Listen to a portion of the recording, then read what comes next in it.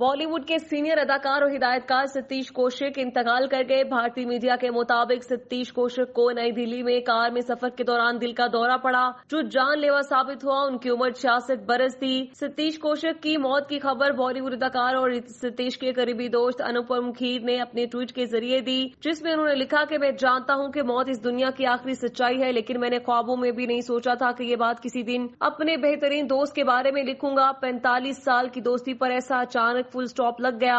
آپ کے بغیر زندگی کبھی ایک جیسی نہیں رہے گی ستیش۔ 45 سال پرانے دوست کے اس دنیا سے رخصت ہونے پر انوپم کھیر درینا دوست ستیش کوشک کی میت کو ایمبولینس میں لے جاتے ہوئے آنسو نہ روک پائے۔ ستیش کوشک بھارتی اداکار، کامیڈین، اسکرین رائٹر، ہدایتکار اور پروڈیوسر بھی تھے۔ انہوں نے بالی ووڈ میں ڈیبیو کرنے سے قبل تھیٹرز میں کام کیا۔ ہدایتکاری کی بات کریں تو ستیش کوشک نے روپ کی رانی، چوروں کا راجا، پریم، ہم آپ کے دل میں رہتے ہیں اور سلمان کی مشہور فلم تیرے نام ڈائریکٹ کی تھی۔